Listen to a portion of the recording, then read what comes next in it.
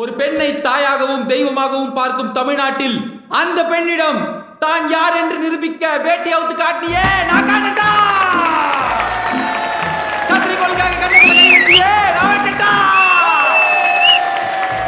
பாட்டு பாட தெரியாம ஓடியே நான் ஓடட்டா. நான் பாடட்டா. ரங்கராஜ் பாண்டேவின் லூப் போல் இருக்கும் நடுவர் அவர்களே, தமிழகத்தின் தன்னிகரற்ற தலைவர் ராமராஜ் பாண்டியனை இன்று கேலி சித்திரமாக மாற்றியது இணையத்தின் குற்றம் என்று குறை கூறுவதற்கு முன்னால் சற்று சிந்தியுங்கள். சிந்திக்கணும் மக்களே. நீ தமிழனே மதிக்கல, தமிழ் உனக்கு தெரியல. உனக்கு எப்படி ஓட்டு போடுவாங்க? எனக்கு போடுங்க. ஒரு முறை, ஒரே முறை என் முப்பாட்ட முருக மேல சத்தியமா நான் ஆட்சி கொடுக்குறேன்.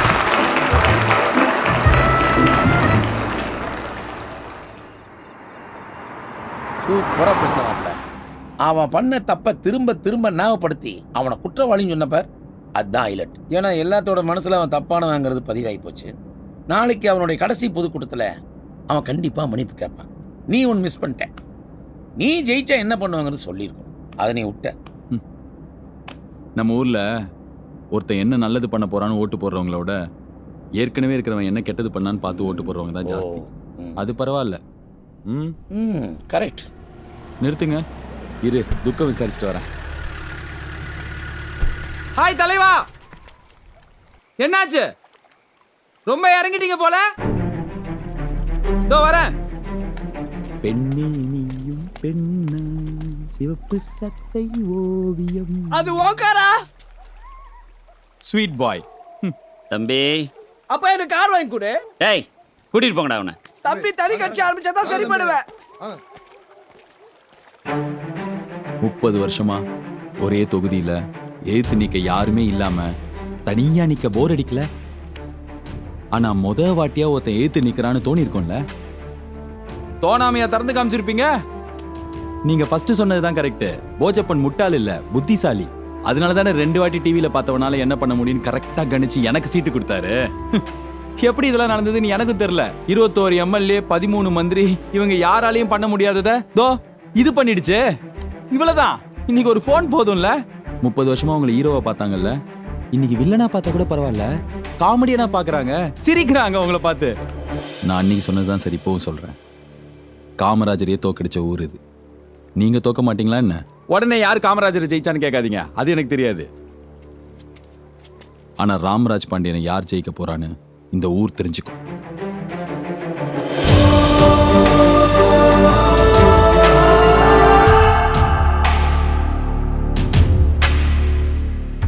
நீங்களாம் இருக்கிறது எனக்கு தெரியாது சிஸ்டர். பசங்க தான் சொன்னானுங்க, நீங்கள் தான் அவனுக்கு சீட் வாங்கி கொடுத்தீங்களாம், நீங்கள் தான் அவனை இந்த அளவுக்கு ஆளாக்கி விட்டீங்களாம். ஆனால் நமக்கு தெரிஞ்சதெல்லாம் களத்தில் இறங்கி மக்களை சந்திக்கிறது, ஜாதி ஓட்டை வாங்குறது, கள்ள ஓட்டை தடுக்கிறது, இதுதான் எங்கள் அரசியல். ஆனால் இன்னைக்கு வாட்ஸ்அப்பில் ஆடியோ, ஃபேஸ்புக்கில் வீடியோன்னு போட்டு ஒரு குடிகாரன் அடித்தா 10% ஓட்டு போயிருச்சுங்கிறீங்க. நான் ஆம்பளை இல்லை பொம்பளைன்னு சொல்கிறான், அதை ஒரு கூட்டம் நம்புது. 30 வருஷமாக நான் கட்டி காத்த பேரை 30 செகண்ட் வீடியோவில் காலி பண்ணிட்டீங்க. மக்கள்கிட்ட மட்டுமே ஓட்டு கேட்டுக்கிட்டு இருந்த எங்களை முதல் முறையாக ஒரு கம்பெனிக்கிட்ட ஓட்டு கேட்க வச்சிட்டீங்க. அதான் நாங்கள் வந்துட்டோம்ல சார், நாங்கள் பார்த்துக்குறோம். அவனுக்கு வேலை செஞ்சுட்டு எங்க அண்ணனுக்கு எப்படி வேலை செய்வீங்க? டேய் சுமாரா. அண்ணா சாரி சிஸ்டர். பரவாயில்ல சார், கார்ப்பரேட் யார் காசு கொடுத்தாலும் வேலை பார்ப்போம். கான்ட்ராக்டை படிச்சு பார்த்து சைன் பண்ணுங்க. இதை படிக்கிறதுக்குள்ள தேர்தலே முடிஞ்சு போயிருமே. நீங்க வேலையை ஆரம்பிங்க. இப்ப சொல்லுங்க சிஸ்டர், நான் என்ன பண்ணணும்? எல்கேஜியோட பலம் போஜப்பன். ஒரு சிஎம் சப்போர்ட் பண்ற கேண்டிடேட்டா இருக்கிறது அவனோட அட்வான்டேஜ். ஸோ அவரை பதவியிலேருந்து தூக்கணும். அதுக்கான வேலைகள் ஃபுல்லா நான் பண்ணிக்கிட்டு தான் இருக்கேன். எலெக்ஷன் முடியட்டும், அவனை கண்டிப்பா நான் அரெஸ்ட் பண்ண வச்சிருவேன். எலெக்ஷனுக்கு அப்புறம் அரெஸ்ட் ஆனா என்ன யூஸ்? சப்போஸ் தோத்துட்டீங்கன்னா எலெக்ஷனுக்கு முன்னாடியே அரெஸ்ட் ஆகணும். அது எப்படி சிஸ்டர்? நினைச்சோட பண்ண முடியுமா? டெல்லியில சப்போர்ட் கேளுங்க. நீங்க ஜெயிச்சீங்கன்னா வரப்போற ஆட்சி அவங்க ஆட்சியா இருக்கும்னு ப்ராமிஸ் பண்ணுங்க. அவங்க நிழலா இருப்பேன்னு சொல்லுங்க, இமீடியட்டா ஓகே சொல்லிடுவாங்க. சிஸ்டர் இப்போ இதை சொல்லி சரண்டர் ஆயிடுங்க, அப்புறம் பார்த்துக்கலாம். ராமராஜ பாண்டியன் டெல்லியும் ராசி ஆயிட்டாங்களா? எலெக்ஷனுக்கு முன்னாடி என்ன அரெஸ்ட் பண்ண போறாங்க. கவர்னர் போன்ல பேசினாரு. எல்லாரும் கையெழுத்து போடுங்க. எதுக்கு தலைவர? நான் உள்ள போனா எல்லாரும் அவன் பக்கம் போயிடக்கூடாது இல்ல, ஒரு சேஃப்டிக்காக தான். யோ, உங்க பணமும் பதவியும் போகாம நான் பாத்துக்கிறேன். கையெழுத்து போடுங்க. கோதண்டம் போடுற. சரிங்க தலைவர். Sister super. டெல்லியில் நம்ம விசுவாசமாக இருப்போம்னு சொன்னதுக்கு நல்ல ரெஸ்பான்ஸ் கிடைச்சிருக்கு. ஊழல் கேஸில் அவனை தேர்தலுக்கு முன்னாடி அரெஸ்ட் பண்ணுறதா ஆளுநர் மாளிகையில் பேசிக்கிட்டு இருக்காங்க. யார் பேசிட்டு இருக்காங்க? கவர்னர் ம். போஜப்பன் ஆடி போயிட்டானா. என்ன ஒன்று எல்லாத்தையும் ஏதோ கையெழுத்து வாங்கிட்டு இருக்கானா. அது பரவாயில்ல சார்.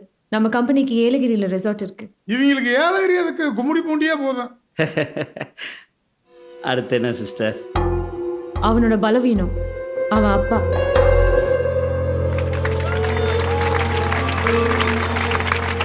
முப்பது வருடங்களாக திருமணம் கூட செய்து கொள்ளாமல் உங்களுக்காகவே வாழ்ந்து கொண்டு இருக்கிறேன்.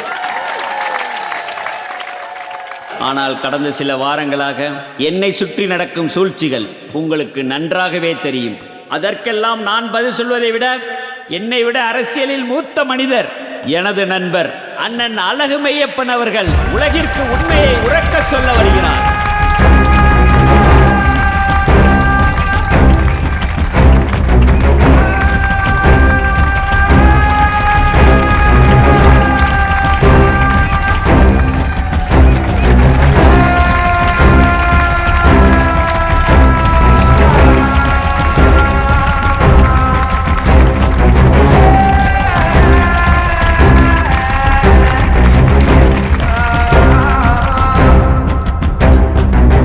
தந்தை காற்றும் உதவி இவன் தந்தை என்னோற்றான் கொல் என்றான் வான்புகழ் வள்ளுவன். ஆனா எனக்குன்னு ஒண்ணு வந்து வாச்சிருக்கே. ஐயோ ஐயோ, உடம்பு முழுக்க பொய் விஷம். எதிர்த்து நிற்பது என் மகன் என்றும் பாராமல் நான் இங்கு நிற்கிறேன் என்றால் அதற்கு காரணம் உண்மை, நேர்மை. 30 வருடங்களாக மதுவை எதிர்த்து போராடி கொண்டிருக்கிற உத்தமர் ஒரு குடிகாரனை அடித்தார் என்றால் அதில் ஆச்சரியப்பட ஏதும் இல்லை. நம்ம வீட்டுக்குள்ள ஒரு குடிகாரன் கலாட்டா பண்ண சும்மா விடுவோமா? நம்மை போன்ற சாமானியர்களுக்கு தான் வீடு. ஆனால் ராமராஜ் பாண்டியன் போன்றவர்களுக்கு நாடுதான் வீடு. அதை நீ சந்தேகித்தால் நாட்டை விட்டு ஓடு. தமிழ்தாய் வாழ்த்து பாடாததால் இவர் தமிழரே இல்லையா? பாட்டு பாடுவதற்கு இவர் என்ன சூப்பர் சிங்கரா?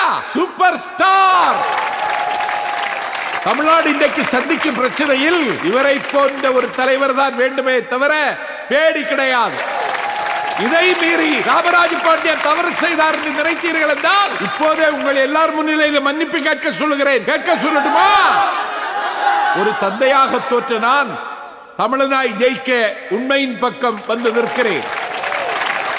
உண்மையின் சின்னம் குடை சின்னம். ராமராஜ பாண்டியனுக்கு வாக்களித்து தமிழகத்தை காப்பி.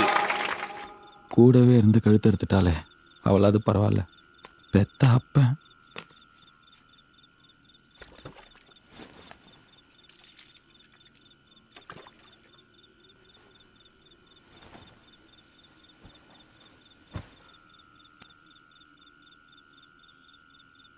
சின்ன வயசுலேருந்து எனக்கு உன் மேலே பயங்கர கோவம்.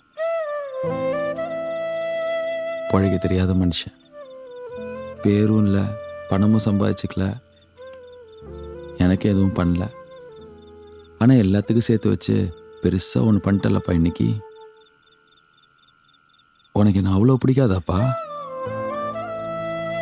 உன் கூட சண்டை போட்டே இருந்தாலும் நான் எப்போவுமே உன்னை அப்பாவை தான்ப்பா பார்த்தேன். ஆனால் இந்த அரசியலில் அப்பா பையன்லாம் இல்லைன்னு காமிச்சிட்ட.